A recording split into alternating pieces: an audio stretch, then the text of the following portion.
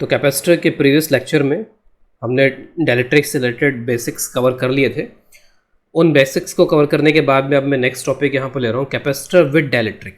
Capacitor with dielectric का मतलब है कि जैसे अब तक हमने जो कैपेसिटर देखे थे, जो कैपेसिटर्स हमने क्वेश्चंस में लिए होंगे, जो भी देखे होंगे, उन कैपेसिटर्स के बीच में हम ये बोलते आ रहे थे कि कैपेसिटर के प्लेट के बीच में वैक्यूम है या फिर एयर है। तो एयर या वैक्यूम है कैपेसिटर की प्लेट्स के बीच में। लेकिन जनरली प्रैक्टिकली कैपेसिटर की प्लेट्स के बीच में एयर या वैक्यूम नहीं रखते हैं, उसके बीच में किसी मटेरियल को इंसर्ट करके रखा जाता है। इस तरीके के मटेरियल को हम बोलते हैं डायलेक्ट्रिक मटेरियल। और जैसे डायग्राम में आपको यहाँ दिख रहा होगा कि ये कैपेसिटर की दो मेटेलिक प्लेट्स हैं। इन मेटेलिक प्लेट्स के बीच में एक डायलेक्ट्रिक स्लैब को यहाँ पर इंसर्ट कर रखा है। तो जनरली यहाँ पे जो डायलेक्ट्रिक स्लैब होती है वो सॉलिड मटेरियल की होती है, सॉलिड होती है यहाँ पर ये, क्योंकि अगर किसी भी इलेक्ट्रिकल इंस्ट्रूमेंट में कहीं पर भी हमें कैपेसिटर को यूज़ करना होगा तो कैपेसिटर ऑब्वियसली कि लिक्विड तो नहीं होना चाहिए उसमें, तो इट इज़ सॉलिड। तो most of the time it is solid. और अभी हम जो भी ज़्यादातर बातें करेंगे तो सॉलिड डायलेक्ट्रिक के हिसाब से बातें करेंगे यहाँ पे, और हो सकता है कि वो बाकी के जो डायलेक्ट्रिक हैं उनके लिए भी ट्रू हो जाए। बेनिफिट क्या है इसका, जो हम dielectric material in between use कर रहे हैं, क्योंकि अब तक हमने जो भी क्वेश्चंस किए थे उन क्वेश्चंस में यहाँ पे इस तरीके से प्लेट्स हुआ करती थी और प्लेट्स के बीच में हम कुछ दिखाते नहीं थे, तो हम बोल देते थे कि इन बिटवीन यहाँ पे या तो वैक्यूम है या फिर यहाँ पर एयर है, कुछ इस तरीके से हम बोलते थे इसमें। लेकिन अब यहाँ पर हम बात कर रहे हैं डायलेक्ट्रिक के बारे में, क्योंकि हमने डायलेक्ट्रिक के जो बेसिक्स हैं वो कवर कर लिए हैं। तो now we can study capacitor with dielectric. तो सबसे पहले तो ये देख लेते हैं कि what is the purpose, what are the benefits behind this. तो पहला जो मेन बेनिफिट है वो मैं यहाँ पे लिख रहा हूँ इसमें कि it solves the mechanical problem of maintaining two metal plates at a small separation without actual contact. तो एक प्रॉब्लम यहाँ पे रहती है, जैसे होता है यहाँ पर ये कैपेसिटर की प्लेट्स में आप सभी को पता है कि एक जगह पे क्यू चार्ज होता है, एक जगह माइनस क्यू चार्ज होता है एक प्लेट पे। और ऑब्वियस है कि ये जो प्लेट्स हैं इनके बीच में अट्रैक्टिव फोर्सेज होते हैं, और फोर्सेज क्या होते हैं वो भी हमने देख रखे हैं। तो ये जो प्लेट्स होती हैं दूसरे को अट्रैक्ट कर रही होती हैं, तो इनके अट्रैक्शन से इनके बीच में गैप कम हो जाएगा, ये दोनों अट्रैक्ट करके नज़दीक आ जाएंगे। तो उसके लिए हमें यहाँ पर इनको फिक्स करके रखना पड़ेगा। तो कोई ना कोई फिक्सिंग एजेंट होना चाहिए जो इनको फिक्स करके रख रहा हो। लेकिन अगर हम एक डायलेक्ट्रिक स्लैब का यूज़ कर रहे हैं, जैसे फर्स्ट जो यहाँ पे बेनिफिट उसमें बताया भी गया है कि अगर हम डायलेक्ट्रिक स्लैब का यूज़ कर रहे हैं तो जो मैकेनिकल प्रॉब्लम हमारे सामने आ रही है, मैकेनिकल प्रॉब्लम का मतलब है कि जो प्लेट्स हैं वो अट्रैक्ट करेंगे और हम उनको सेपरेशन पे नहीं रख पाएंगे। तो सेपरेशन पे उनको रखना है और आपस में कांटेक्ट नहीं होने देना है। अगर दोनों प्लेट्स आपस में कांटेक्ट कर लेंगे फिर तो दो डिफरेंट कंडक्टर नहीं हो पाएंगे, दो डिफरेंट प्लेट्स नहीं हो पाएंगी, फिर तो प्लेट्स एक ही हो जाएंगी। तो विदाउट एक्चुअल कांटेक्ट हमें उन्हें सेपरेशन पे रखना है, और उसके लिए ये जो मटेरियल इन बिटवीन यहाँ पर यूज़ हो रहा है, ये मटेरियल यहाँ पर हमें हेल्प कर सकता है। तो एक तो ये प्रॉब्लम सॉल्व हो रही है। दूसरा यहाँ पर ये है कि इसको वैसे हम अभी देखेंगे बाद में कि कैपेसिटेंस जो है वो इंक्रीज़ हो जाता है। वही सिस्टम है जब बीच में कोई यहाँ पर मटेरियल नहीं है, वैक्यूम या एयर है, क्योंकि वैक्यूम का भी डायलेक्ट्रिक कांस्टेंट और एयर का डायलेक्ट्रिक कांस्टेंट करीब करीब बराबर ही होते हैं, कोई बहुत बड़ा डिफरेंस इनके बीच में होता नहीं है। तो जब भी वैक्यूम या एयर हो तो हमेशा हम डायलेक्ट्रिक कांस्टेंट को 1 के बराबर अज्यूम करके चलेंगे। तो अगर यहाँ पर ये वैक्यूम या एयर है और या फिर यहाँ पर डायलेक्ट्रिक है, तो इन दोनों में ये पाया गया है, ये देखा गया है, ये ऑब्जर्व किया गया है और कैलकुलेट भी कर सकते हैं कि कैपेसिटेंस इंक्रीज़ हो जाता है। कैपेसिटेंस इंक्रीज़ करने का मतलब यहाँ पर ये हो गया, जैसे मान लीजिए आप इक्वेशन यूज़ करते हो Q is equal to C V. तो आपने V वोल्ट की अगर बैटरी लगाई, मान लीजिए अगर आप V वोल्ट की बैटरी लगाते हो तो कैपेसिटेंस जितना ज़्यादा होगा उतने ज़्यादा यहाँ पर उसके ऊपर चार्ज स्टोर होता है, कुछ इस तरीके का होता है अगर कैपेसिटेंस ज़्यादा हो जाता है तो कैपेसिटेंस यहाँ पे इंक्रीज़ कर जाता है। तो ये एक बड़ा बेनिफिट है यहाँ पर डायलेक्ट्रिक स्लैब को यूज़ करने का। तो डायलेक्ट्रिक स्लैब करने से कैपेसिटेंस अब चेंज हो जाता है, इंक्रीज़ हो जाता है। उसके बाद में next benefit, dielectric strength of this slab is greater than that of air. तो अगर बीच में एयर होती है तो उसका डायलेक्ट्रिक स्ट्रेंथ कम होता है, और अगर कोई डायलेक्ट्रिक स्लैब होती है तो जनरली इसका डायलेक्ट्रिक स्ट्रेंथ ज़्यादा होता है। तो डायलेक्ट्रिक स्ट्रेंथ ज़्यादा होने का मतलब यहाँ पर यह है कि ब्रेक डाउन वोल्टेज इंक्रीज़ हो जाएगा। So the breakdown voltage is increased.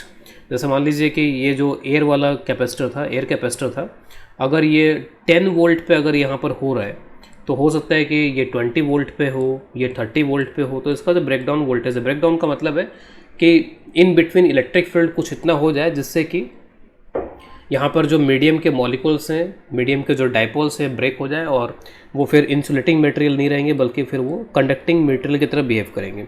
तो ब्रेक डाउन नहीं होना चाहिए। अगर ब्रेक डाउन होगा तो जो प्लेट्स हैं, प्लेट्स के जो चार्जेस हैं वो चार्जेस यहाँ पर स्टे नहीं करेंगे, यहाँ पर रुकेंगे नहीं, बल्कि वो एक कंडक्टिंग मीडियम उनको मिल जाएगा। तो इस कंडक्टिंग मीडियम से फिर वो इधर की तरफ फ्लो करना स्टार्ट कर देंगे। तो ऐसा होना नहीं चाहिए, अदरवाइज़ फिर चार्ज फिर उतना रहा नहीं, चार्ज तो चला गया, तो चार्ज फिर लीक कर जाता है।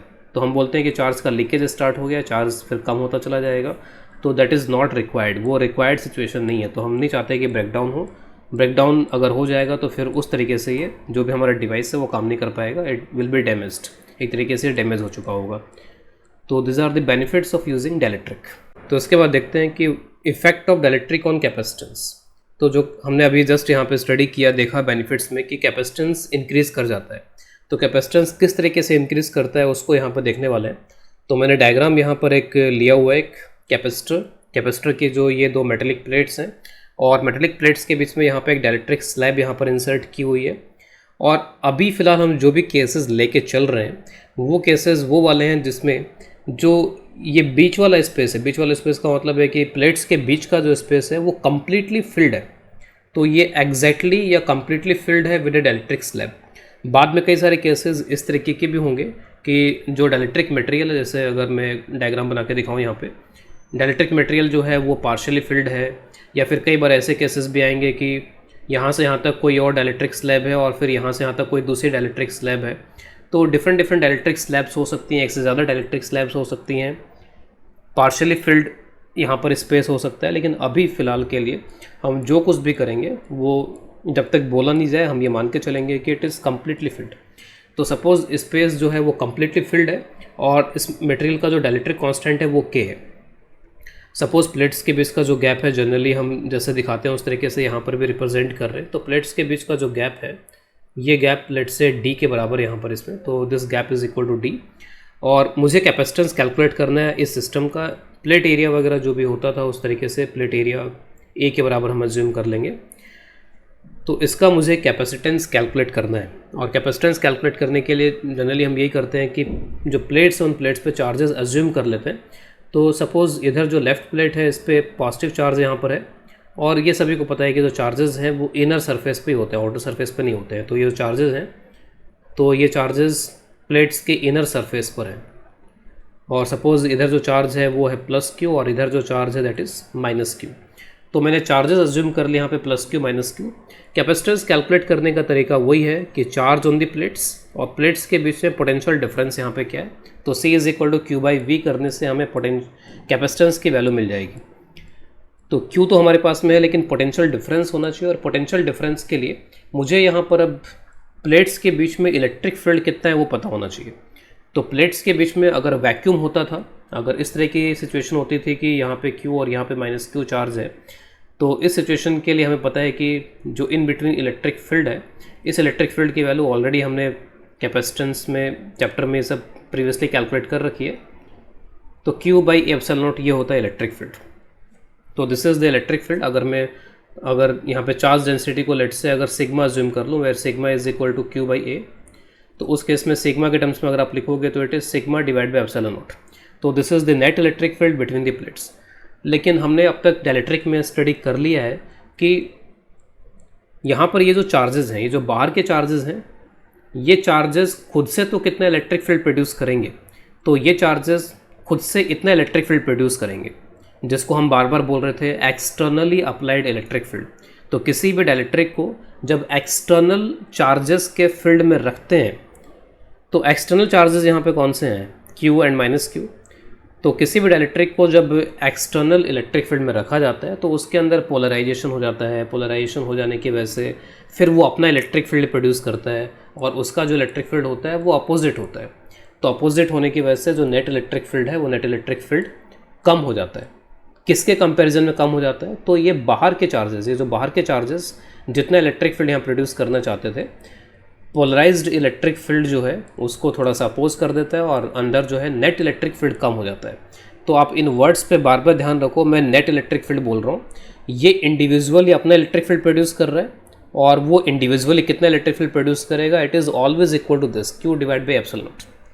चाहे यहाँ पर बीच में आप मेटल रखो या ना रखो, ये इंडिविजुअली अपना काम करेगा और इतना इलेक्ट्रिक फील्ड प्रोड्यूस करेगा Q/ε0। लेकिन अंदर ही अंदर यहाँ पे चार्जेस इंड्यूस हो जाते हैं। उन इंड्यूस चार्जेस को मैं यहाँ पर दिखा देता हूँ। तो जैसे हमने लास्ट क्लास में ये सब कुछ किया हुआ है बेसिक्स में, तो ये नेगेटिव बाउंड चार्ज यहाँ पर इंड्यूस हो गया है और इधर की साइड में यहाँ पर ये पॉजिटिव बाउंड चार्ज इंड्यूस हो जाएगा।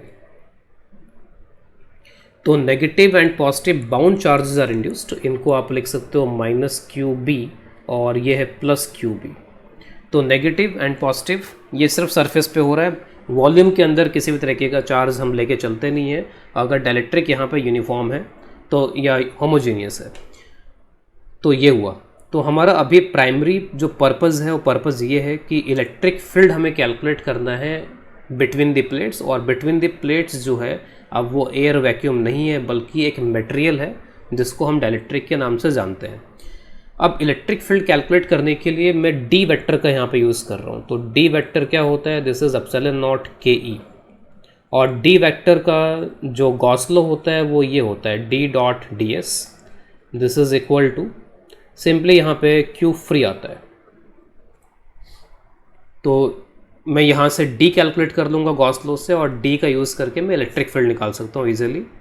तो इसके लिए अब मैं यहाँ पर एक गॉसन सरफेस ले रहा हूँ। तो गॉसन सरफेस यहाँ पर अब किस तरीके की होगी वो देखना पड़ेगा। तो गॉसन सरफेस ऑब्वियस है कि जो भी इलेक्ट्रिक फील्ड होगा वो प्लेट्स के परपेंडिकुलर होगा, या जो भी डी वेक्टर होगा वही प्लेट्स के परपेंडिकुलर होगा, क्योंकि डी वेक्टर और ई वेक्टर जो है इक्वेशन में दिख रहा है कि आपस में पैरेलल होते हैं यहाँ पर इसमें। तो it is perpendicular to the plates, और उसके लिए आप एक इस तरीके का सिलेंड्रिकल गॉसन सरफेस टाइप का आप यहाँ पे ले सकते हो। तो you can take a cylindrical Gaussian surface like this, जैसा मैं डायग्राम में यहाँ पे दिखा रहा हूँ। इसका एक फेस आप यहाँ पर कंडक्टर में ले सकते हो और एक फेस यहाँ पर मटेरियल में ले सकते हो। और कंडक्टर के अंदर क्योंकि इलेक्ट्रिक फील्ड 0 होता है तो यहाँ पे इस फेस पे D 0 हो जाएगा, E 0 हो जाएगा, सब कुछ 0 हो जाएगा, और ये जो फेस है इस पे जो D होगा वो इस तरीके के डायरेक्शन में हो जाएगा। और ये जो एरिया वगैरह है इस एरिया को आप यहाँ पे DA वगैरह से रिप्रेजेंट कर सकते हो। तो you can take it as DA और DS whatever it is. तो सिंपली आप यहाँ पर फ्लक्स कैलकुलेट कर लो D के टर्म्स में। तो D के टर्म्स में फ्लक्स कैलकुलेट करते हैं तो ये सिंपली आप देखोगे जो राइट वाला प्लेन सरफेस है वहीं से पास होगा, तो DA हो जाएगा। चार्ज यहाँ पर आप क्या लिखोगे, तो चार्ज फ्री वाला चार्ज लिखना है सिर्फ। यहाँ पे आप साफ साफ यहाँ पर देख सकते हो कि चार्ज इस इंटरफेस पर है। सिर्फ एक इंटरफेस यहाँ पर मेटल का आ रहा है, प्लेट का आ रहा है, और एक इंटरफेस यहाँ पर मटेरियल का आ रहा है। आप बिल्कुल दो अलग अलग इंटरफेस लेकर के चलो, इसमें मिक्सिंग करने की कोई ज़रूरत नहीं है। You can take it to separate interface. एक मेटल का इंटरफेस है यहाँ पर, दिस इज़ मेटल, और एक यहाँ पे डाइलेक्ट्रिक है। ठीक है, दिस इज़ डाइलेक्ट्रिक। यहाँ पे कुछ हम पॉजिटिव चार्ज वगैरह दिखा रहे हैं इधर की तरफ, और यहाँ पे नेगेटिव बाउंड चार्ज यहाँ पर इसमें दिखा रहे हैं। तो दो फेसेस यहाँ पर हैं, वन फेस इज़ दिस और वन फेस इज़ दिस। इस फेस पे आपका फ्री चार्ज है, और ये जो फेस है यहाँ पर आपका बाउंड चार्ज है। लेकिन जो यहाँ पे D का एक्सप्रेशन, इस D के एक्सप्रेशन में सिर्फ और सिर्फ यहाँ पे क्या आता है, फ्री चार्ज आता है। तो only free charge will be there, और फ्री चार्ज हमको पता है। बाउंड चार्ज भले ही हमको ना पता हो, ये तो जस्ट मैंने यहाँ पे लिख दिया है कि इतना होगा इतना होगा, हमें इसकी वैल्यू भी नहीं पता है। तो बाउंड चार्ज कितना होगा we don't know at this point of time, और हम उसके कैलकुलेशन में गए बिना यहाँ पे D कैलकुलेट कर लेंगे, D से हम E कैलकुलेट कर लेंगे। This is the benefit of D vector. तो DA और चार्ज फ्री। तो चार्ज फ्री आपको बस इतने से रीजन के अंदर लिखना है जिसमें आपका ये जो गॉसन सरफेस बन रहा है, बस इतने के अंदर आपको यहाँ पे लिखना है। तो आप सिग्मा यहाँ पर यूज़ कर सकते हो, you can use this sigma, और सिग्मा को आप एरिया से मल्टीप्लाई कर लो जो भी DA है, तो उससे Q फ्री आ जाएगा। सिग्मा जो है वो मैं प्लेट वाला लिख रहा हूँ, फ्री वाला लिख रहा हूँ सिर्फ यहाँ पे। तो DA यहाँ पे कैंसिल हो जाएगा, और D is equal to sigma की जगह पे आप यूज़ कर लो Q/A। जो भी सिग्मा होगा यहाँ पे, आप इस प्लेट पे अगर आप सिग्मा लिखते हो तो सिग्मा यहाँ पर हो जाएगा Q/A, where A is the area of plate. एक बार D आ गया तो D को आप यहाँ पे लिख लो ε0 KE। इससे इलेक्ट्रिक फील्ड कैलकुलेट हो जाएगा। तो electric field between the plates will be Q divided by KA ε0। This is the net electric field between the plates। हमें मतलब नेट इलेक्ट्रिक फील्ड से ही है, तो नेट इलेक्ट्रिक फील्ड हमने यहाँ पे निकाल लिया है। अगर कंपैरिजन वाइज देखा जाए तो अगर आप इसको कंपेयर करो इसके साथ, तो let us compare with this electric field. तो ये जो इलेक्ट्रिक फील्ड है यहाँ पर, ये इलेक्ट्रिक फील्ड कौन प्रोड्यूस कर रहा है? Free charges. और अगर कोई मटेरियल नहीं होता बीच में तो फिर इतना ही इलेक्ट्रिक फील्ड होता। लेकिन मटेरियल होने की वजह से एक ये जो फैक्टर है, ये फैक्टर एक्स्ट्रा आ रहा है यहाँ पर, तो के का फैक्टर यहाँ पर एक्स्ट्रा है। तो आप इसको डायरेक्टली याद भी रख सकते हो, इट कैन बी रिमेंबर्ड, क्योंकि बहुत सिंपल सा केस है। तो इस सिंपल केस के लिए आप डायरेक्टली इसको याद रख सकते हो कि बाहर के चार्जेस जितने इलेक्ट्रिक फील्ड प्रोड्यूस करना चाहते हैं, मटेरियल में जो इंड्यूस्ड इलेक्ट्रिक फील्ड है उसके वजह से net electric field 1/k times हो जाएगा। तो फॉर रिमेंबरिंग पर्पज़ आप यहाँ पर इसको ऐसे ध्यान रख सकते हो, it is 1/k times as produced by free charges outside। जो आउटसाइड फ्री चार्जेस या एक्सट्रेनियस चार्जेस थे, तो उन चार्जेस ने जो प्रोड्यूस करना चाहा था अंदर उसका 1/k हो गया। और k क्यों हो रहा है? क्योंकि यहाँ पर दो इलेक्ट्रिक फील्ड हैं, एक तो जो फ्री चार्जेस प्रोड्यूस कर रहे हैं वो है, और एक यहाँ पर जो इंड्यूस चार्जेस प्रोड्यूस कर रहे हैं वो है। लेकिन नेट इलेक्ट्रिक फील्ड कुछ इस तरीके से आ रहा है। ठीक है, तो आई होप यहाँ तक ये सबको क्लियर होगा। इसमें फिर ये इलेक्ट्रिक फील्ड की कैलकुलेशन हो गई, आप उसको डायरेक्टली याद रखना चाहो तो याद भी रख सकते हो। अब एक बार इलेक्ट्रिक फील्ड आ गया तो उसके बाद की कहानी सिंपल है। हमें यहाँ पर पोटेंशियल डिफरेंस चाहिए। पोटेंशियल डिफरेंस के लिए सिंपली, क्योंकि इलेक्ट्रिक फील्ड तो यूनिफॉर्म है, तो इलेक्ट्रिक फील्ड अगर यूनिफॉर्म है तो आप पोटेंशियल डिफरेंस के लिए V के लिए आप यहाँ पे सिंपली E/D कर सकते हैं। This is QD divided by K epsilon not. तो चार्ज आ गया, V आ गया, तो जस्ट अब देर किस बात की है, जस्ट इसमें डिवाइड कर लेते हैं इसको, डिवाइड एंड रूल। तो C is equal to Q/V। Q/V करते ही आपको आंसर मिल जाएगा K एप्सिलॉन बाई D। तो C का फाइनल आंसर जो आपको याद रखना है इस पर्टिकुलर केस के लिए, और यही केसेस बहुत बार आपको मिलेंगे और इस रिजल्ट का बहुत बार आपको यूज़ करना होगा। तो C जो है वो K times A epsilon by D हो गया है। अगर आपको पुराना फॉर्मूला याद हो यहाँ पे, जिसको मैं एयर लिख देता हूँ, C एयर, यानी कि अगर एयर होती तब क्या होता, तो एयर होती तो सिंपली एप्सिलॉन बाई D हो जाता है। तो इसका मतलब है कि ये जो है K टाइम्स हो चुका है, और K हमेशा यहाँ पर 1 से बड़ा ही होता है। K 1 होगा अगर एयर या वैक्यूम होगा, अदरवाइज K 1 से बड़ा ही होता है। तो K is always greater than 1। तो इसका मतलब है कि C जो है वो K टाइम्स हो गया। C यहाँ पर इंक्रीज कर चुका है, कैपेसिटेंस यहाँ पर इसका इंक्रीज हो गया। तो इसके बाद में नेक्स्ट यहाँ पर ले रहे हैं कैलकुलेशन ऑफ बाउंड चार्ज। तो अब तक हमने यहाँ पर देख लिया कि जो कैपेसिटेंस है वो K टाइम्स हो जाता है। अब बाउंड चार्ज की क्या कैलकुलेशन होगी उसको भी यहाँ पर परफॉर्म करके देख लेते हैं। तो उसके लिए मैं चार्जेस यहाँ पे अज्यूम कर लेता हूँ कि सपोज जो प्लेट्स हैं, इन प्लेट्स पे जो चार्जेस यहाँ पर हैं पॉजिटिव चार्जेस, तो पॉजिटिव चार्जेस यहाँ पे +Q है। और अगर सिग्मा के टर्म से बात करें तो सिग्मा यहाँ पे Q/A है। यहाँ पर नेगेटिव चार्ज होगा तो नेगेटिव चार्ज यहाँ पर -Q हो जाएगा, दिस इज़ -Q, और सिग्मा एक तरीके से -सिग्मा हो जाएगा यहाँ पे।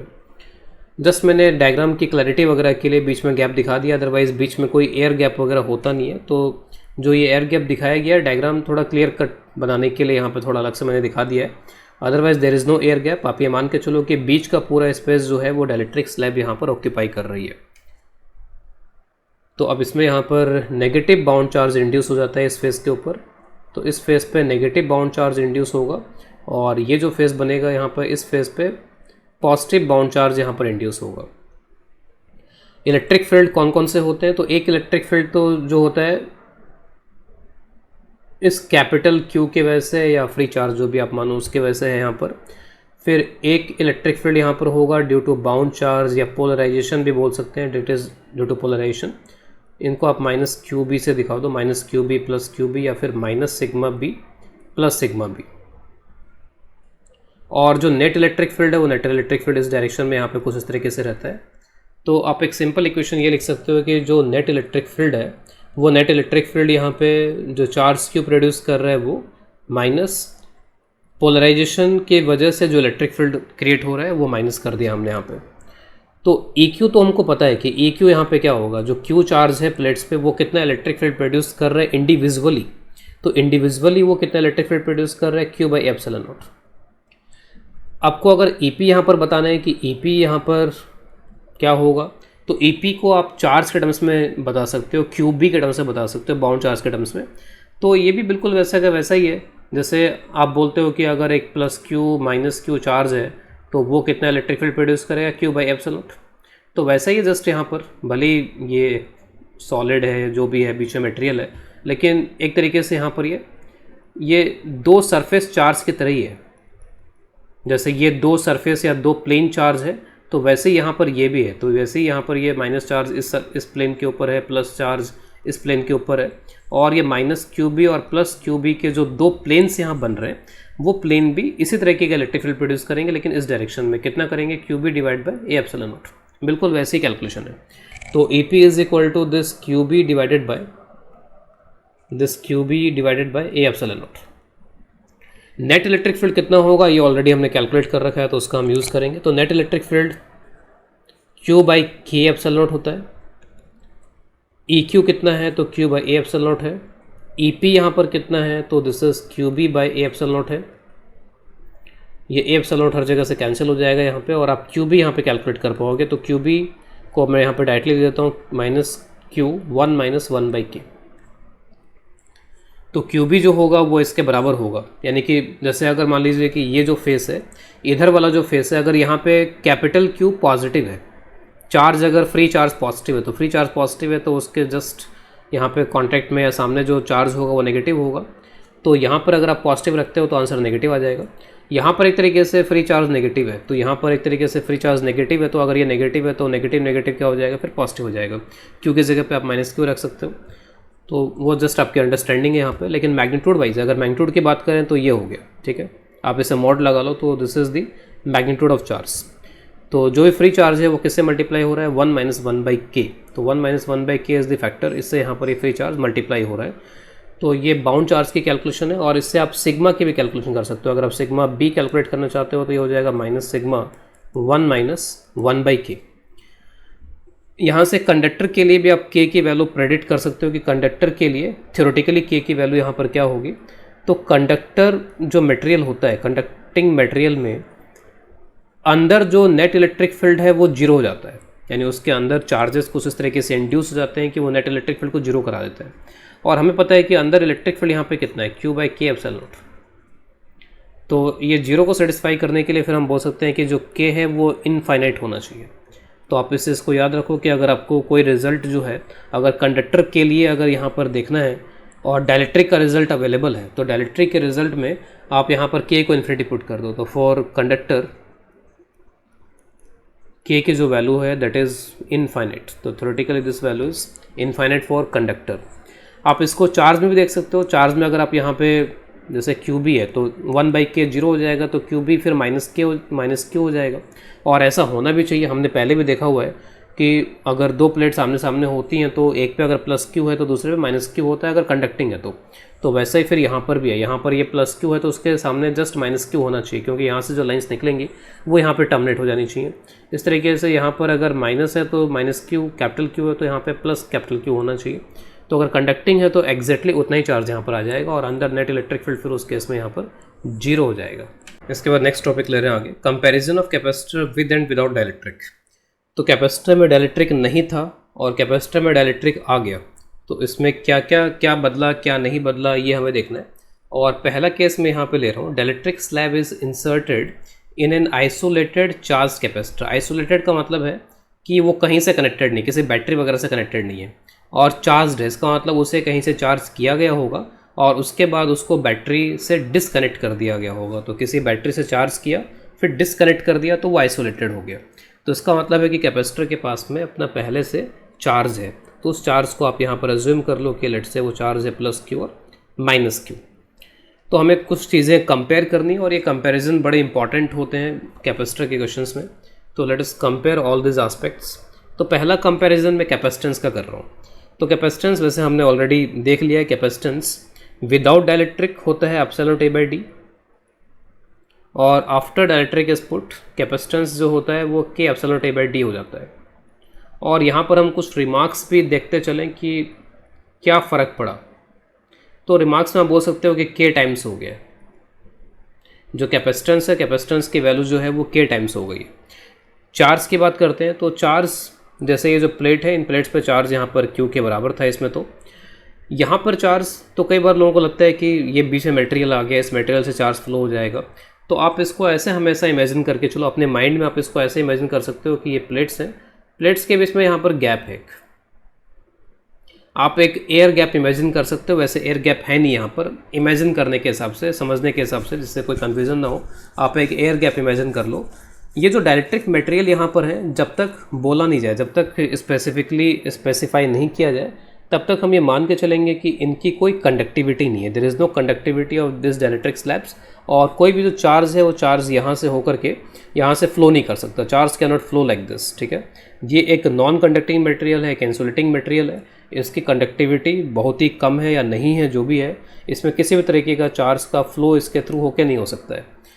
तो हम यहाँ पर अज्यूम करके चलेंगे there is no flow of charge through this interface और मटेरियल, तो इसका मतलब चार्ज अभी भी वही रहेगा, चार्ज का कोई फ्लो नहीं हुआ है, तो चार्ज कहीं जा नहीं सकता खुद से, तो अभी भी वही प्लस क्यू और माइनस क्यू चार्ज जो मेटेलिक प्लेट्स हैं उन पे बना रहेगा। तो जब भी हम कैपेसिटर पे चार्ज बोलते हैं, इसका मतलब जो प्लेट्स हैं उन पे चार्ज बोलेंगे, तो चार्ज अभी भी उतना ही है। तो दिस इज़ वेरी इंपॉर्टेंट कि चार्ज जो है अगर वो आइसोलेटेड है तो charge will remain constant, charge में किसी तरीके का चेंज नहीं आने वाला। इलेक्ट्रिक फील्ड, तो इलेक्ट्रिक फील्ड भी ऑलरेडी हमने देख लिया है कि अगर क्यू चार्ज है तो क्यू चार्ज है तो यहाँ पे इलेक्ट्रिक फील्ड कितना है, Q by A epsilon naught. आप जब भी इलेक्ट्रिक फील्ड लिखो तो हमेशा प्लेट का चार्ज देखा करो कि प्लेट पे क्या चार्ज है और बीच में मटेरियल क्या है। तो प्लेट पे चार्ज है क्यू, बीच में मटेरियल है वैक्यूम या एयर, तो ये इलेक्ट्रिक फील्ड हो जाएगा। अब इसके बाद में अगर आप इसके बारे में बात करते हैं तो डायलेक्ट्रिक कांस्टेंट को मैं के अज्यूम कर लेता हूँ। तो इलेक्ट्रिक कांस्टेंट अगर के है यहाँ पे, तो हमने ऑलरेडी देखा हुआ है कि जो इलेक्ट्रिक फील्ड है वो क्यू डिवाइडेड बाय के एप्सिलॉन नॉट हो जाता है। तो इसका मतलब है कि जो इलेक्ट्रिक फील्ड है in this particular case will be 1/k times, 1/k times, यानी इलेक्ट्रिक फील्ड कम हो गया। पोटेंशियल डिफरेंस के लिए जो भी इलेक्ट्रिक फील्ड है उसको आप डिस्टेंस से मल्टीप्लाई कर दोगे, तो it is Q D by A epsilon not, और यहाँ पे भी वही Q D by K epsilon not. तो जो ये प्रीवियस पोटेंशियल डिफरेंस था उसका 1/k टाइम्स आपको यहाँ पर देखने को मिलने वाला है। एनर्जी स्टोर की अगर हम बात करें, यहाँ पे एनर्जी स्टोर क्या है इसमें, तो एनर्जी स्टोर का फॉर्मूला कैपेसिटर के लिए हाफ सी वी स्क्वायर होता है, क्यू स्क्वायर बाई 2c होता है। अब जनरली सभी फार्मूलेज इक्विवेलेंट हैं, उनमें कोई डिफरेंस नहीं है। आप किसी फार्मूले से प्रॉपरली कैलकुलेट करोगे आपको सेम आंसर मिलेगा, लेकिन कई बार हम क्या करते हैं, कुछ फार्मूलेज के लिए हम यहाँ पर एक प्रेफरेंस जनरेट कर लेते हैं। जैसे एक फार्मूला है क्यू स्क्वायर बाई 2c और एक फार्मूला है हाफ सी वी स्क्वायर। ये एग्जैक्टली जैसे करंट इलेक्ट्रिसिटी में होता है, करंट इलेक्ट्रिसिटी में एक formula V square by R भी होता है पावर के लिए, और एक फार्मूला आई स्क्वायर आर भी होता है, वी इंटू आई भी होता है। तो जनरली कई बार क्या होता है कि अगर पोटेंशियल डिफरेंस कांस्टेंट है तो हम 1/, इस फार्मूले का यूज़ करना चाहते हैं। अगर आई कांस्टेंट है सभी रेजिस्टेंस के लिए तो हम इस फार्मूले का यूज़ ज़्यादा पसंद करते हैं। वैसा ही यहाँ पर है, तो यहाँ पर एक फार्मूला है जिसमें क्यू के टर्म्स में बात हो रही है और एक फार्मूला जिसमें पोटेंशियल के टर्म्स में बात हो रही है। तो यहाँ पर फिलहाल जो कांस्टेंट फैक्टर है वो हमारे लिए यहाँ पर चार्ज है, चार्ज कांस्टेंट है। तो हम क्यू स्क्वायर बाई 2c का क्यों ना यूज़ कर ले यहाँ पे, वो हमारे लिए ज़्यादा अच्छा रहेगा। तो ये जो कैपेसिटेंस है इसको मैं C0 से रिप्रेजेंट कर रहा हूँ और इस कैपेसिटेंस को मैं रिप्रेजेंट कर रहा हूँ के C0 से। तो जो एनर्जी स्टोर है उसको आप यहाँ पे लिख सकते हो Q square by 2c0, this is u0, और यहाँ पे जो एनर्जी उसको अगर मैं u से रिप्रेजेंट करूँ तो ये हो जाएगा क्यू स्क्वायर बाई 2c0 की जगह पे यहाँ पर आ जाएगा k टाइम्स C0। तो साफ साफ दिख रहा है कि जो एनर्जी है वो 1/k टाइम्स हो गई, एनर्जी इज़ 1/k टाइम्स। तो कैपेसिटेंस के टाइम्स हुआ है, चार्ज कांस्टेंट है, electric field, potential difference and energy stored are 1/k times. एक फार्मूला और यहाँ पर हम डेराइव करने की कोशिश करेंगे और वो फार्मूला यहाँ पर होगा एनर्जी डेंसिटी से रिलेटेड। हमें एनर्जी डेंसिटी का फार्मूला जो पहले पता था वैक्यूम के हिसाब से, और वो फार्मूला यहाँ पर था, यहाँ पर एनर्जी डेंसिटी का फार्मूला एयर या वैक्यूम के हिसाब से, मैं एयर लिख देता हूँ यहाँ पे, half epsilon naught E square था फार्मूला। मीडियम में क्या फार्मूला होगा उसको देखने के लिए हम यहाँ पर एक तरीके से इंटरेस्टेड हैं, we are going to derive this formula. तो एनर्जी डेंसिटी का फार्मूला यहाँ पर हम डराइव करना चाह रहे हैं इसके लिए, तो let us do the calculation. तो जो कैपिटल यू है, कैपिटल यू यानी कि टोटल एनर्जी, वो कितनी है, Q square by 2k C0। C0 क्या वैल्यू पुट कर लो, तो C0 की जो वैल्यू है वो है एप्सिलॉन नॉट A/d, ये C0 की वैल्यू है। इसको थोड़ा रीअरेंज कर लेंगे टर्म्स को, तो half k q upon k epsilon not, मैं u मीडियम में कैलकुलेट कर रहा हूँ, जब मीडियम आ गया तब के लिए हाफ k, और ये हो जाएगा और multiplied by A into D हो जाएगा। तो आप मैच करा के देख सकते हो कि वही एग्जैक्ट एक्सप्रेशन मिलेगा। और इसको आप लिख सकते हो हाफ के, जो इलेक्ट्रिक फील्ड है, नेट इलेक्ट्रिक फील्ड है वो है यहाँ पर ये, तो this is net electric field का स्क्वायर, ए इंटू डी जो है वो वॉल्यूम हो जाएगा, सॉरी के के साथ में एप्सिलॉन नॉट भी आएगा, तो ये टर्म रह गया यहाँ पे, तो के साथ एप्सिलॉन नॉट भी चल रहा है। तो फर्दर जो अगला एक्सप्रेशन होगा उसमें हम क्या करेंगे, जो टोटल एनर्जी को हम यहाँ पे डिवाइड कर देते हैं वॉल्यूम से। तो this total energy in the medium divide by this volume, this will be small you which is energy density in the medium. आप देखोगे फॉर्मूला हो जाएगा half K epsilon naught E square. तो इस फार्मूले को आप यहाँ पे अब याद रख सकते हो एज अ जनरल फार्मूला, भले ही हमने एक स्पेसिफिक सिचुएशन के लिए डराइव किया है, लेकिन इट डजेंट मैटर, ये हमेशा वही रहेगा। तो half K epsilon naught E square, this is energy density in the medium. इस फार्मूले को आप थोड़ा सा और रीअरेंज अगर कर लो तो फिर ये जो फार्मूला है वो इसमें भी कन्वर्ट हो जाता है in terms of D vector and all. U is equal to half K epsilon naught E into E, और ये जो के एप्सिलॉन नॉट इंटू ई है ये डी वेक्टर के इक्वल होता है, तो हाफ डी भी इसको लिख दिया जाता है, तो half D, this is the energy density in medium. अगर मीडियम नहीं रहेगा, वैक्यूम या एयर रहेगा तो K1 हो जाएगा, अगर K1 होगा तो वापस से आपको वही फार्मूला दिखने लगेगा। तो ये एक जनरल फॉर्मूले की तरह आप लेके चल सकते हो इसको। इसके बाद में नेक्स्ट केस यहाँ पे ले रहे हैं, dielectric slab is inserted while capacitor remains connected to a cell. तो कैपेसिटर पहले से एक बैटरी से कनेक्टेड था, अगर बैटरी से कनेक्टेड था तो उस पर उसके अकॉर्डिंगली चार्ज आ गया होगा, प्लस CV माइनस CV जो भी आता है। उसके बाद में बैटरी के कनेक्टेड रहते हुए डाइलेक्ट्रिक स्लैब को इसमें इंसर्ट कर दिया जाता है। तो डाइलेक्ट्रिक स्लैब को इंसर्ट करने से क्या चेंजेस आएंगे नहीं आएंगे, जो भी है वो हमें यहाँ पर डिफरेंट मैंने यहाँ पर पैरामीटर्स लिखे हैं, उन पैरामीटर्स को हमें यहाँ पर बताने की क्या क्या होगा बिफोर एंड आफ्टर। और हमारे जो रिमार्क्स हैं कि कांस्टेंट है या के टाइम्स हो गया, जो भी टाइम्स हो गया वो हम यहाँ पर इसमें लिख देंगे। तो सबसे पहले कैपेसिटेंस के बारे में ही बात कर रहे हैं। Capacitance initially epsilon naught A by D, ठीक है। बाकी ये जितने भी वेरिएबल्स हैं ए डी सब पता है कि ए क्या होता है, डी क्या होता है, तो बार बार आई थिंक बताने की जरूरत नहीं है। और इसको हम C0 से रिप्रेजेंट कर लेते हैं, दिस इज C0। कैपेसिटेंस के टाइम्स हो जाता है, तो कैपेसिटेंस इज के epsilon naught A by D, that is के टाइम्स C0। तो रिमार्क्स में हम बोल सकते हैं कि कैपेसिटेंस जो है के टाइम्स हो गया। तो इसमें तो हमें देखने की ज़रूरत ही नहीं है कि बैटरी से कनेक्टेड है नहीं है क्या है। पोटेंशियल डिफरेंस की जहाँ तक बात है, तो पोटेंशियल डिफरेंस में आप यहाँ पर देखो कि ये जो बैटरी है, ये बैटरी यहाँ पर क्या करेगी, कैपेसिटर की जो प्लेट्स हैं उन कैपेसिटर की प्लेट्स पे यहाँ पर मेंटेन करेगी V के बराबर पोटेंशियल डिफरेंस। तो this battery will tend to maintain the potential difference V across the terminals या अक्रॉस द प्लेट्स, जो दोनों प्लेट्स हैं प्लेट्स पे इतने का पोटेंशियल डिफरेंस को मेंटेन करेगी। अब भले यहाँ पर डाइलेक्ट्रिक आ जाए तब भी यहाँ पर ये जो बैटरी है वो बैटरी यहाँ पर अल्टीमेटली क्या मेंटेन करेगी, तो अल्टीमेटली मेंटेन करेगी कि इन दोनों के बेस में पोटेंशियल डिफरेंस V के बराबर ही होना चाहिए। तो क्योंकि बैटरी कनेक्टेड है और बैटरी यहाँ पर कुछ भी करके मेंटेन करेगी पोटेंशियल डिफरेंस को, वो कैसे करेगी हम देखेंगे, लेकिन ये पहले भी इतना था, बाद में भी इतना ही रहेगा। दिस इज़ इम्पॉर्टेंट हियर, यहाँ पर ये चीज़ इंपॉर्टेंट है। तो आइसोलेटेड के लिए चार्ज कांस्टेंट रह गया था, लेकिन इसके लिए पोटेंशियल डिफरेंस कांस्टेंट रह गया, now it is constant. Charge की बात करते हैं यहाँ पे, तो चार्ज आपको पता ही है कि C इंटू V करने से चार्ज आ जाता है। तो यहाँ पे जो चार्ज है उसको अगर आप Q0 बोल देते हो तो ये C0 इंटू V है। और यहाँ पे जो चार्ज है तो कैपेसिटेंस मल्टीप्लाइड बाय वोल्टेज, तो चार्ज कैपेसिटेंस कितना है, K C0 है और वोल्टेज तो उतना ही है। तो इसका मतलब जो चार्ज है वो बढ़ गया, यहाँ पर इसमें चार्ज K टाइम्स हो गया। तो चार्ज को मैं हाईलाइट भी यहाँ पे कर देता हूँ, let us highlight the value of charges. तो यहाँ पे जो चार्ज था वो चार्ज था C0V माइनस C0V, और यहाँ पे जो चार्ज है ये चार्ज यहाँ पर हो गया इसमें, this is plus K C0V। मैं जस्ट मेटल प्लेट के चार्जेस लिख रहा हूँ, और यहाँ पे हो जाएगा माइनस K C0V। तो जो भी चार्ज पहले था उस चार्ज का K टाइम्स यहाँ पर हो चुका है। इलेक्ट्रिक फील्ड की बात करते हैं, तो इलेक्ट्रिक फील्ड कैलकुलेट करने के अब कई तरीके हो सकते हैं, ठीक है। एक तरीका यहाँ पर ये हो जाता है इलेक्ट्रिक फील्ड कैलकुलेट करने का कि जो हम जानते हैं कि चार्ज आपको पता है, चार्ज से आप इलेक्ट्रिक फील्ड कैलकुलेट कर लो। तो one method can be using charges, तो let us do that. Charge का यूज़ करके अगर हम कैलकुलेट करेंगे यहाँ पे, तो चार्ज मान लीजिए अगर क्यू नॉट है तो Q not divide by A epsilon not हो जाएगा इलेक्ट्रिक फील्ड।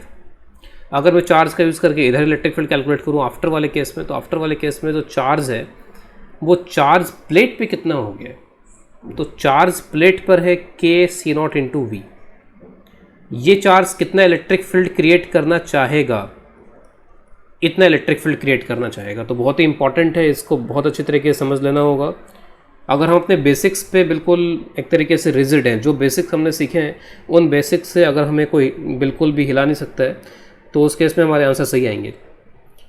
तो जो प्लेट है यहाँ पर, प्लेट पे इतना चार्ज है के सी नॉट वी, और ये चार्ज कितना इलेक्ट्रिक फील्ड खुद से क्रिएट कर रहा है, तो जो भी चार्ज है charge divide by A epsilon not. लेकिन आपको पता है कि बाहर का चार्ज तो इतना इलेक्ट्रिक फील्ड क्रिएट करेगा, लेकिन अगर डाइलेक्ट्रिक यहाँ पे आ गया तो वो डाइलेक्ट्रिक यहाँ पर उसमें इंड्यूस्ड बाउंड चार्जेस होंगे, वो अपोजिट इलेक्ट्रिक फील्ड क्रिएट करेंगे, वो उसको अपोज करेंगे, नेट इलेक्ट्रिक फील्ड को कम करवा देंगे, और हमें डायरेक्टली पता है कि कितने अमाउंट से कम हो जाता है। तो बाहर का चार्ज जो भी करेगा उसका 1/k हो जाएगा, तो बाहर का चार्ज जो भी करेगा उसका 1/k हो जाएगा। तो मैं इसे यहाँ पर थोड़ा सा हाईलाइट करते हुए यहाँ पर दिखा देता हूँ डिफरेंट कलर से। नाउ दिस के, दैट के, जो भी के है ये गए यहाँ से, ये दोनों के कैंसिल हो गए, और ultimately we got the result कि ये कितना हो जाएगा यहाँ पे C not we divide by epsilon not. C not we एक तरीके से क्यू नॉट है, तो Q not divide by epsilon not. तो इसका मतलब है कि इलेक्ट्रिक फील्ड तो कांस्टेंट रहेगा। बहुत से स्टूडेंट्स क्या करते हैं, इसको रट लेते हैं कि अच्छा मटेरियल आ गया है तो जो भी था 1/k हो गया। तो 1/k किसका होता है, जो फ्री चार्ज है, फ्री चार्ज जो इलेक्ट्रिक फील्ड प्रोड्यूस करना चाहता है उसका 1/k हो जाता है, ना कि जो भी पहले से था उसका 1/k कर दें, ऐसा नहीं करना है। तो चार्ज खुद ही चेंज हो गया, यहाँ पे पहले चार्ज था सी नॉट वी, अब चार्ज खुद ही k टाइम्स हो गया है। तो चार्ज k टाइम्स हुआ, उसका electric field effectively 1/k times हुआ, तो वो चार्ज का k टाइम्स होना और इलेक्ट्रिक फील्ड का 1/k टाइम्स होना मटेरियल होने की वजह से वो दोनों इफेक्ट कैंसिल हो गए, जो कैंसिलेशन यहाँ पे दिख रहा है साफ साफ। तो electric field is now constant, electric field बदला नहीं है यहाँ पर। तो इट इज़ वेरी इंपॉर्टेंट। इसको कैलकुलेट करने का एक दूसरा वे आउट है जो कि बहुत ही आसान है यहाँ पे, उसमें आपको इतना सोचने की भी ज़रूरत नहीं पड़ेगी। The second way out is आप simply potential difference divide by distance कर दो, क्योंकि पोटेंशियल डिफरेंस आपको डायरेक्टली पता है कि v के बराबर है यहाँ पर, और यहाँ पर भी आप वही लिखो v/d, क्योंकि यहाँ पर ही पोटेंशियल डिफरेंस v/d है। तो पोटेंशियल डिफरेंस v/d है, इसका यूज़ करते हुए भी आप डायरेक्टली यहाँ पर इसको लिख सकते हो और ये आंसर कैलकुलेट कर सकते हो। ये आंसर आप चार्ज वाले से भी ला सकते हो, ऐसा नहीं कि चार्ज वाले से नहीं आएगा। चार्ज में हम इतना लिख रहे हैं Q0/A epsilon not. What is Q0 here, तो Q0 is C0 into V। What is the value of C0? C0 is epsilon not A/d। तो कुछ कैंसिलेशन वगैरह होंगे और जो भी मैनिपुलेशन है ये सब कर करा के आंसर वही V/d आ जाएगा। तो सभी आंसर इक्विवेलेंट है, ऐसा नहीं कि यहाँ से कुछ अलग आंसर मिला वहाँ से कुछ अलग आंसर मिला, सभी घुमा फिरा करके बात बराबर ही है। तो इम्पॉर्टेंट थिंग इज़ कि पोटेंशियल डिफरेंस प्लेट्स के बीच में वही रहेगा before and after, electric field between the plates वही रहेगा बिफोर एंड आफ्टर। अब बात आती है एनर्जी स्टोर्ड की। तो एनर्जी स्टोर्ड के लिए जो फॉर्मूला हम यहाँ पे प्रीफर करेंगे वो फॉर्मूला यहाँ पर हाफ CV² होगा, क्योंकि V अब के बार यहाँ कांस्टेंट रह गया। तो हाफ CV², तो हाफ C0 इंटू V² आप बोल सकते हो, और यहाँ पर आप बोल दोगे हाफ KC0 इंटू V²। तो इसका मतलब है कि जो एनर्जी है वो यहाँ पर K टाइम्स अब यहाँ पर हो चुकी है। इस पर्टिकुलर केस में आप देख सकते हो कि डाइलेक्ट्रिक को इंसर्ट करने के बाद में, after dielectric is inserted, battery को कुछ करना पड़ेगा, बैटरी को यहाँ पर चार्ज प्रोवाइड करना पड़ेगा। क्योंकि आप देखो यहाँ पर अगर इनिशियल सिचुएशन देखी जाए तो इनिशियली प्लेट्स पे चार्ज C0V था, और फाइनल सिचुएशन अगर यहाँ पर देखो तो चार्ज चेंज हो गया है। तो चार्ज पहले से इंक्रीज़ हो चुका है, और जो भी यहाँ पर एक्स्ट्रा चार्ज है वो एक्स्ट्रा चार्ज बैटरी से होकर के गया होगा, बैटरी कुछ एफर्ट लगाना पड़ा होगा।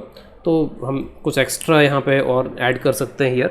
Here we can add some extra things. Charge flown through the battery, battery से होकर के कितने चार्ज की रिक्वायरमेंट आ रही है। तो चार्ज फाइनली कितना है KC0V, इनिशियल कितना था C0V, इनको आप माइनस कर लो। तो सिंपली यहाँ पर ये C0V कॉमन हो गया और K-1, इतना चार्ज यहाँ पर आ रहा है इसमें। या फिर आप इसको ऐसे भी लिख सकते हो Q final minus Q initial, और Q फाइनल एक तरीके से C फाइनल इंटू V के बराबर है। फाइनली यहाँ पे C चेंज हो गया और Q इनिशियल यहाँ पे कितना है, C इनिशियल इंटू V। तो आप इसको डेल्टा C इंटू वी भी लिख सकते हो, C final minus C initial into V, यानी कैपेसिटेंस में कितना चेंज हुआ मल्टीप्लाइड बाई V। बैटरी के पॉजिटिव टर्मिनल को इतना एक्स्ट्रा चार्ज यहाँ पर प्रोवाइड करना पड़ रहा है। सब कुछ डायग्राम देख के लिखा जा रहा है, रटने की इसमें कोई ज़रूरत नहीं है। सिर्फ केवल यहाँ पर जो भी पैरामीटर्स, उन पैरामीटर्स पे ध्यान दिलाया जा रहा है कि इस तरीके के पैरामीटर्स कैन बी आस्क्ड, जिससे हम थोड़ा सा सोचना स्टार्ट कर दें। वर्क कितना करना पड़ रहा है बैटरी को, वर्क डन बाय बैटरी, तो कितना चार्ज फ्लो हुआ divided by multiplied by V, तो चार्ज को उससे मल्टीप्लाई करने के बाद में इतना हो जाएगा। तो C not V square into K minus 1, this much work has to be done by the battery in the process of flowing extra charge due to insertion of dielectric slab. तो एक क्वेश्चन यहाँ पर ले रहे हैं। Question is taken from Irodov. Two parallel plate air capacitors each of capacitance C were connected in series to a battery with EMF E। तो generally मैं comfortable यहाँ पर V सिंबल के साथ रहता हूँ, तो मैं इसको चेंज करके V में लिख देता हूँ। Then one of the capacitor was filled up with uniform dielectric with permittivity. Permittivity जब ये बोलते हैं यहाँ पे, जब यहाँ पे इरोडो में, तो इसका मतलब यहाँ पे निकालो कि डाइलेक्ट्रिक कांस्टेंट की बात कर रहे हैं, तो इट इज़ डाइलेक्ट्रिक कांस्टेंट। और डाइलेक्ट्रिक कांस्टेंट फिर यहाँ पर आप के से इसको रिप्रेजेंट कर लो, क्योंकि हम लोग यही सिंबल लेके चलते हैं इसके लिए। तो मैंने डायग्राम ऑलरेडी बना रखे हैं यहाँ पर इसमें कि इनिशियली यहाँ पर दोनों कैपेसिटर्स इस तरीके से कनेक्टेड थे, बैटरी V वोल्ट, और बाद में किसी एक कैपेसिटर में आप डाइलेक्ट्रिक की फिलिंग कर देते हो, तो उस फिलिंग को आप बार बार उस स्लैब से दिखाने की बजाय आप ऐसे शेडेड करके यहाँ पर दिखा सकते हो कि एक डाइलेक्ट्रिक की फिलिंग कर दी गई है।